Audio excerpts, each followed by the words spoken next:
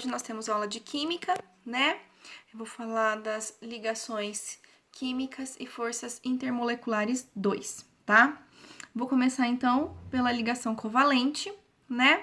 Então vamos para as características. Primeira coisa, ocorre entre elementos de baixa eletronegatividade, né? Então vai ocorrer com quem? Com os ametais, né? Isso aí a gente não tem sombra de dúvida.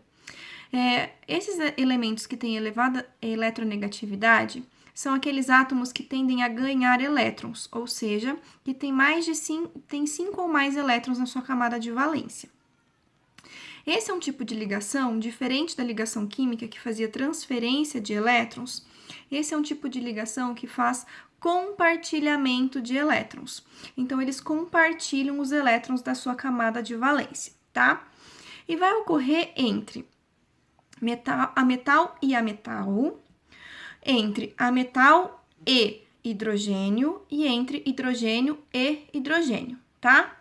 Os tipos de ligações que existem nesses compostos covalentes pode ser, todas as ligações existentes no composto pode ser simples, que são aquelas ligações sigmas bastante estáveis, tá?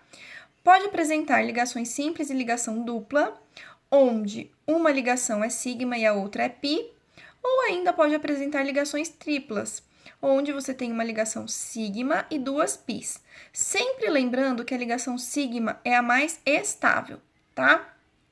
Tá. De acordo com o tipo de ligação que nós temos aí, esses compostos podem apresentar tipos diferentes de hibridações. Nós estudamos já as hibridações no átomo do carbono, quando a gente começou a trabalhar química orgânica.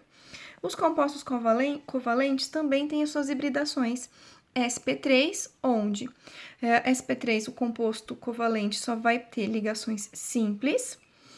A hibridação sp2, quando vai ter uma ligação dupla e duas ligações simples, ou ainda uma hibridação sp, que pode ter ligações duplas e uma tripla com uma ligação simples, tá? Isso são as nossas hibridações aí. Bom, a minha ligação covalente, ela, além de ter essas características, ela se apresenta de duas formas, tá? A gente pode ter a ligação covalente normal, que são aquelas em que há o compartilhamento de elétrons da camada de valência para formar as moléculas e atingirem o octeto. É o exemplo aqui da nossa molécula de água. O oxigênio, ele tá lá na família 16, então ele tem 6 elétrons na sua camada de valência. Para atingir o octeto, ele precisa de 2 elétrons. Então, quando ele se junta com o hidrogênio, que tem 2 elétrons na sua valência, que tem 1 elétron na sua valência e se estabiliza com 2, um átomo de oxigênio, então vai se ligar a 2 hidrogênios, né? Todo mundo aí fica estável. O hidrogênio se estabiliza com 2 e o oxigênio se estabiliza com 8, né? Então, aqui nós temos o compartilhamento, todo mundo utiliza os elétrons, por isso que a gente fala que é uma ligação covalente normal.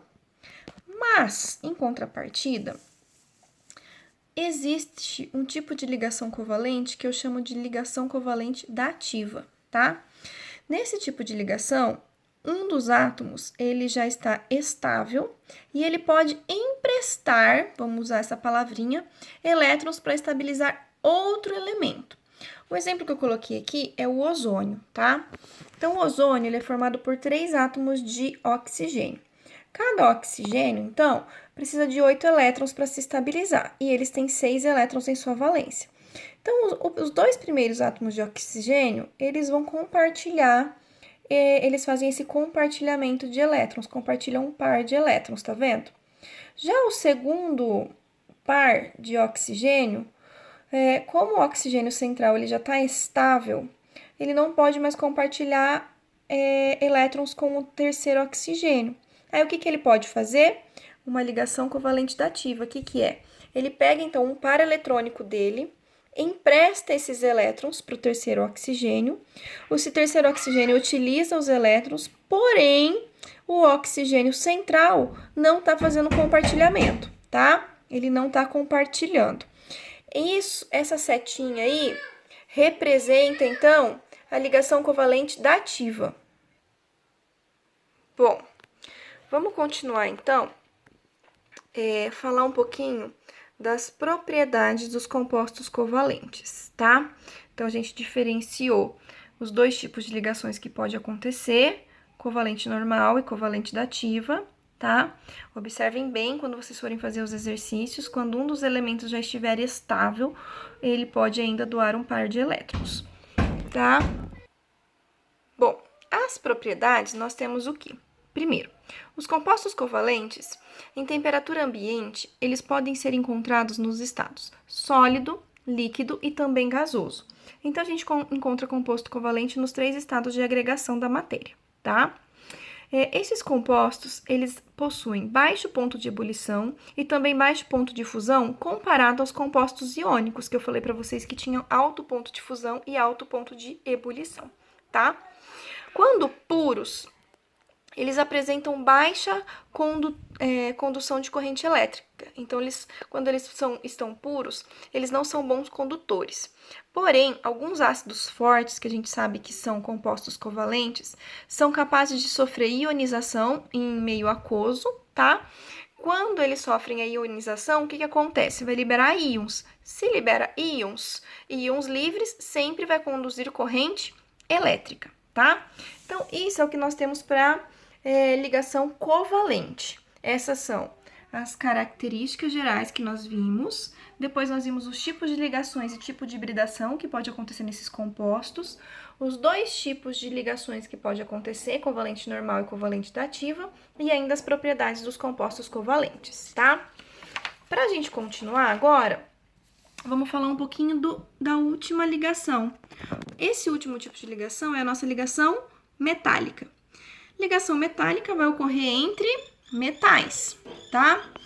Aqui nós vamos ter um modelo que a gente chama modelo de mar de elétrons, onde os cátions estão imersos num mar de elétrons. Então, os cátions, eles ficam envoltos por todos os elétrons dos seus compostos, tá?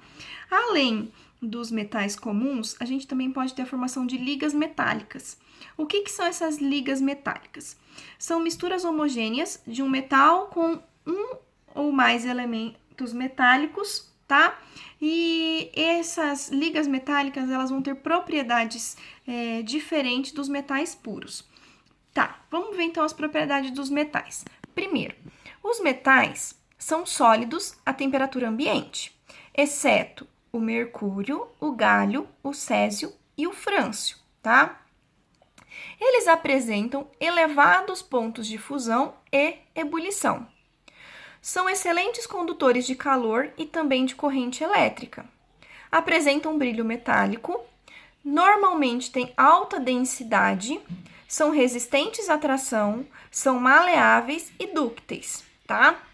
Já quando a gente tem uma liga metálica, no processo quando faz a liga, elas vão diminuir o ponto de fusão delas, tá? Por isso que elas são bastante utilizadas nos componentes eletrônicos, porque quando conduz corrente elétrica, há também passagem de calor, e aí quando elas têm um ponto de fusão menor, vai ter menos atrito, maior dureza, tá? E maior resistência mecânica. Então, as ligas são bastante importantes e utilizadas no nosso dia a dia.